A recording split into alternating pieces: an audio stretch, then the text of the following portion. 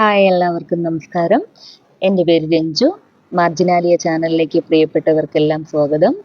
ഇന്ന് ഞാൻ നിങ്ങളുമായി പങ്കുവയ്ക്കുന്നത് ബെന്യാമിൻ രചിച്ച മൾബറി എന്നോട് നിന്റെ സോർബയെക്കുറിച്ച് പറയൂ എന്ന നോവലിനെ കുറിച്ചുള്ള ചില കാര്യങ്ങളാണ്.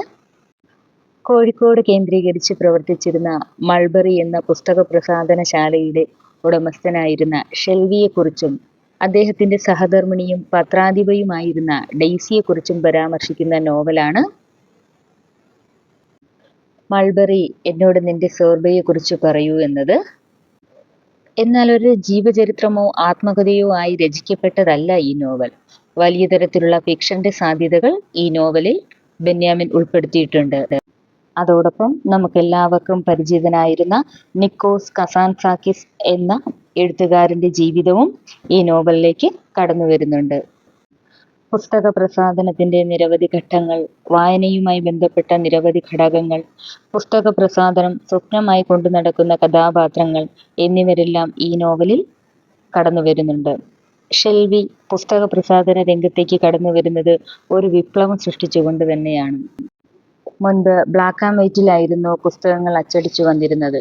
എന്നാൽ ഷെൽവി എന്ന പുസ്തക പ്രസാധകൻ പുസ്തകങ്ങൾ ഒരു കലാസൃഷ്ടിയാണെന്നും അതിന്റെ നിർമ്മിതിയിൽ, അച്ചടിയിൽ എല്ലാം പുതുമ കൊണ്ടുവന്നു പുസ്തക പ്രസാധന രംഗത്ത് ഒരു വിപ്ലവം സൃഷ്ടിച്ച പ്രസാധകനായിരുന്നു.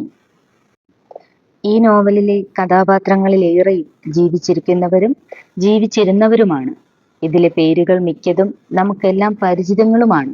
എങ്കിലും അവർ എങ്ങനെ ജീവിച്ചു എന്നതിന്റെ പകർത്തെഴുത്തല്ല.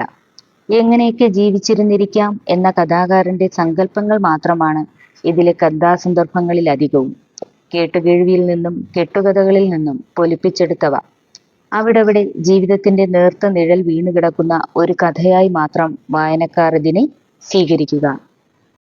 ഒരിക്കൽ ബെന്യാമിൻ ഷെൽവിയോട് ചോദിച്ചു, എപ്പോഴെങ്കിലും ഈ പ്രസാധനം എന്ന പരിപാടി നിനക്ക് മടുക്കുമോ എന്ന്.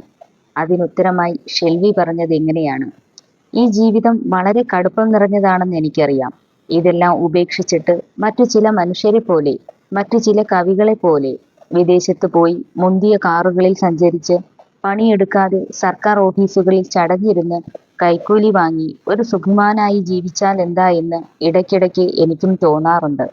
പക്ഷേ അടുത്ത ജന്മത്തിൽ ആരാവണം എന്ന് ചോദിച്ചാൽ എനിക്ക് ഷെൽവി തന്നെ ആയാൽ മതിയെന്ന്. ആ ഷെൽവിക്ക് മൾബറിയുടെ പ്രസാധകനായി കഷ്ടത അനുഭവിച്ച് ജീവിച്ചാൽ മതിയെന്ന് ഞാൻ ദൈവത്തിനോട് ഉറക്കെ പറയും.